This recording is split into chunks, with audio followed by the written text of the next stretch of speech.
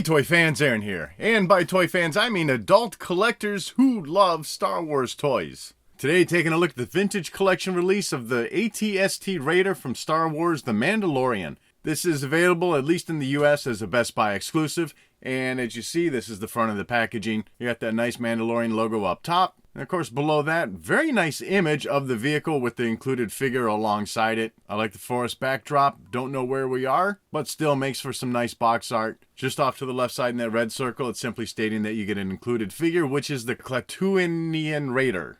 That sounds pretty close. The left and right sides of the packaging are both the same, showing off that you got a canopy that opens up. You can fit your driver in there. The windows and the front cannon do articulate, and that you have articulated legs. Top of the packaging just shows the vehicle though with a blue backdrop instead of that forest. On the bottom, just a lot of legal information, and then the same photo that you had on the front of the box. And then on the back side, once again, everything's the same here, but now you get your Star Wars Vintage Collection logo in that lower left side. And then down on the lower right side is where you're going to get your Disney and Hasbro logo. Here's how things are looking packaged inside the box, and this time around we are getting the figure bagged instead of on a Vintage Collection card back. Clearly you have some assembling to do. This is what all the little parts look like, and unfortunately these four here were inside its own little small baggie all wrapped together, so things are already warped due to that. That's really unfortunate. You're going to spend 80 bucks on a toy, kind of a premium price tag, and you've already got to use, hot water or hair dryer or something to fix things. Assembly though is pretty easy. Slide the neck post onto this base and the top of the head attaches to that. And then snap your legs onto the backside and attach your little accessories and you're all set to go. And here it is all assembled. Now this is based on a 2009 mold that was used in the Legacy Collection for the release of the AT-ST. So while the plastic for the vehicle is in the very same shape, you're getting a much different paint job this time around. And that's probably pretty obvious to you. I don't have my 2009 version opened up handy to show, so I won't be able to do a side-by-side comparison. Now before I get into a detailed look at this thing, overall I will say this suffers from the very same problem that all these releases of the AT-ST has had, and that is it has a very difficult time remaining standing upright. You're going to have to really work the legs to keep it standing the way you want it, and that's going to limit the type of posing you can really do with this vehicle. So I gotta say that for a problem that's existed well over 10 years, it's really a bummer that they have not addressed that issue yet. Overall height, as you're seeing it here, standing on the turntable, is about 12 3/4 of an inch tall, so it still is a decent size for a vehicle. But going in, looking at the head of this vehicle, I mean, it is a head, right? It's a chicken walker. Detailing to the sculpt really is looking fantastic. The design of it certainly is what you would expect it to look like as an AT-ST. Along the side panels, you got some riveting being done, some panel detailing to help separate things out, so some little lines sculpted in there. Some raised panels, some indented. And overall, a very nice dirt wash on the upper half of this vehicle. The side cannons have some very nice detailing being done. As I mentioned already about that one piece that was warped coming out, it is painfully obvious with it being attached to this vehicle that the cannons just warp off to the side. Through the front of the vehicle, you got some nice white painting being done. It doesn't come off as a full white as that wash is applied over it, but I do like the look of that marking being done throughout the front. Down at the bottom, as you expect, you have a tilting turret that you can adjust as you like. Sculpting's looking good. You do have articulated window coverings that you can lift up or keep in a closed position. One thing that does bug me about mine is that the screen right one, as you're looking at it, hardly has any weathering being applied. So, I mean, there's a little there, but it just doesn't really match in with the rest of the front part of the vehicle. Whereas I think they did a great job with that left one. And along the back side of that, you got some mechanical detailing being done. As I've said, nothing we haven't seen before on this vehicle, but still I think things look nice. I like the touch of weathering being applied just under those little raised panels along the top. You got some nice detailing being done on the top of the vehicle. You do have one round hatch that opens up that you can have your figure pop out of. And then overall, the whole top portion does open up so you can slide your figures in more easily. And you get a good look at things inside here. While the interior does look, as I mentioned, same as the 2009 release, you're getting more weathering being done in here. A lot of weathering, in fact. This whole back panel looks really great behind the seats. Seat cushions, though, are painted in a nice dark brown color. Some stickers that are already pre-applied from the factory, and those stickers do have a different look to them than what they've used before, so that part of the detailing is also new. And the stickers do look very nice. Nice printing being done, so some good graphics being printed on there. As far as the rest of the interior along that center console, you got some nice buttons and knobs sculpted in there. But aside from that weathering, no other special paint applications or anything to make those little features stand out. And certainly no problem getting your included figure to sit in there. Got to work the legs a little bit, and he might sit best in the right seat as you see him being positioned here due to the way that little skirt piece floats off to the side. But as you can see,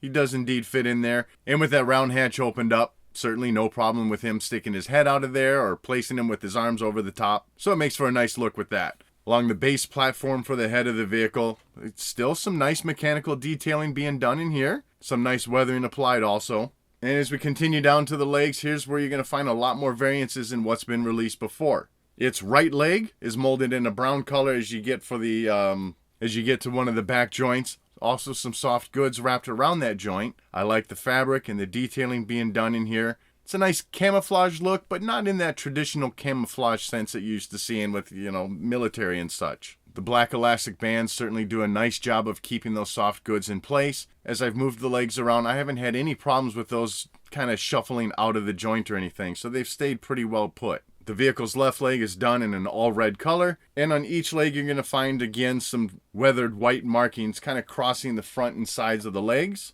On the front part of that left leg, you got a white crossbone being placed in there, and on that right leg, or screen right leg, I should say. I'm probably confusing everyone going back and forth. But you've got some white X's painted in there. Detailing to those pieces are looking very nice. Some nice, relatively clean lines. It's not just blotched on or anything. On the Walker's red leg, you're going to find 3 soft good pieces. A cargo net hanging off the top. Not glued into place. You can kind of, lay those straps wherever you like. Maybe fit in some loose weapons or something in here. We're only on episode 3 of The Mandalorian, so I haven't really seen this vehicle in the show yet to know how a lot of this gets used. Carrying on, though, 2 other soft good pieces. Another one over this back top joint here, and your third one being placed just over the ankle of the foot. Still all very nice printing to it, and still for both of the legs overall, still a very nice dirt wash being applied.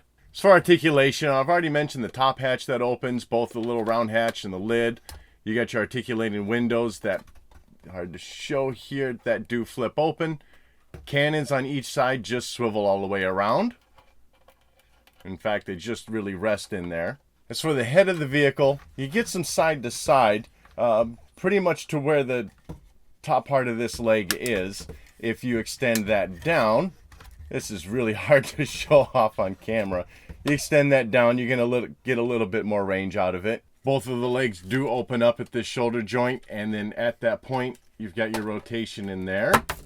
And then where it comes forward, you've got your rotation at that point. Here, you can bring the leg all the way up like such, and even spin it all the way around. And then you got one of 2 ankle joints right here. This is where it's all the way back, and then you can bring that up, and then along with the foot, you can bring it all the way up like so.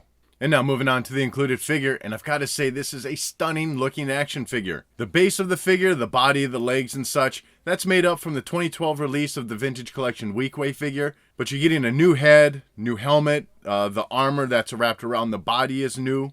And even though it's included with this vehicle from The Mandalorian, I mean, this could really fit in with, Return of the Jedi, with your skiff, or with Jabba's sail barge. So you can find lots of uses for this figure if you happen to pick up this set. Going in on a closer look on the head, first we'll start with that helmet piece. Great design, very nice sculpt, little spiked ridges in the back running along the top. And it looks like you got a couple layers in there. I mean, it's molded in one piece, but you've got some depth to the top of the helmet. Coming out from underneath that for the sides around the neck, you've got molded cloth, nice weathering to it, nice brown coloring. Sliding that off, it is removable. Get a good look at the head, and here also, nice sculpt going on. Some horned ridges on the top of the head. Nice sculpting to the face with some nice brown highlighting in there. So you do have some dimension being done with the paint detailing. Eye painting certainly looks very nice. You can make out some pupils that are placed within there. Getting down to the rest of that figure, the upper half anyways. Armor piece just looks fantastic. The pauldron pieces on the shoulder, looks like hammered metal, lots of dents in there and stuff. Nice silver coloring being done. And then for the leather pieces of this armor, if you will, I mean, I know it's just the shoulders that are armored up, but those brown straps are looking pretty nice.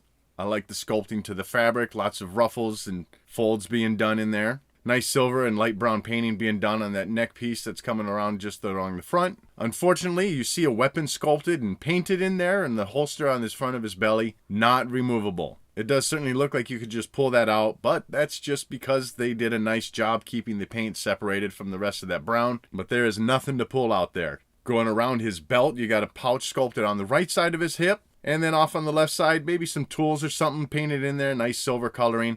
And another pouch sculpted on his hip. Backside, you can see, still got some great detailing along there. Extending down off the belt, a little longer in the front. You do have some also showing in the backside, just a little shorter. You have a very nice cloth piece sculpted in there. Great detailing to it. Again, same as the rest. You know, it's just lots of ruffles. It folds in the fabric. Beautiful wash over it, really giving it some age. I like the little bits of fraying that have been sculpted along the bottom of it here and there. And while it's hard to make out the entire parts of the legs, it's pretty much what you expect to see. Some soft, subtle folds of that fabric making up the pants. Very nice, I guess, olive green maybe I'd say for the coloring of the fabric. Getting down around the boots, you've got some light brown painted in there for the cuffs of those pants. And the boots themselves have a pretty nice sculpt going on. Nothing overly dramatic. They look like boots, but a pretty good paint job to go along with that. As for articulation, with the helmet on, you're only going to get the slightest amount of movement side to side. But taking that off, you can indeed see, if I can just spin that around, you can get a full 360 out of it. Just a tiny bit of movement up and down. Shoulders raise up a decent height. And then, of course, you get your swiveling in there. Your armor's going to get in the way a little bit, not letting you go straight above his head. But I think you're going to get what you want out of it. Elbows do bend to 90 degrees. You get your swiveling in there. The wrists also swivel, but no hinge movement at the wrist. At the waist, you still get a full swivel in there.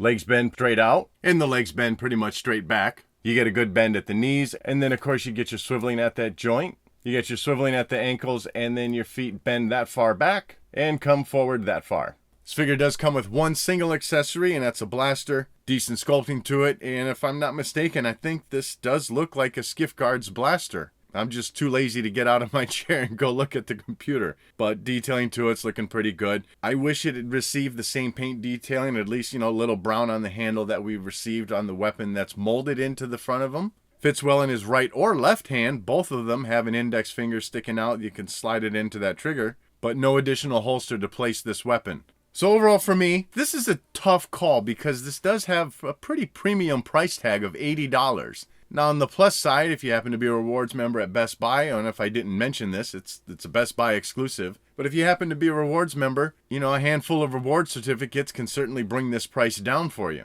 I myself did not pay full price on this set. And even with that said, if you don't care about the paint job, if you don't care about the soft goods, you can still find this released on the Black Series line for $25 at various online retailers. But price aside, I mean, obviously you got the problems of the ATST not wanting to stand upright. That's something that Hasbro should certainly fix the next time they want to reissue this mold. But the vehicle itself does still look stunning. And of course, you're getting a great action figure to go along with it. So that wraps this one up. Definitely let me know what your thoughts are on this vehicle and figure in the comments section below. And as always, thanks for watching.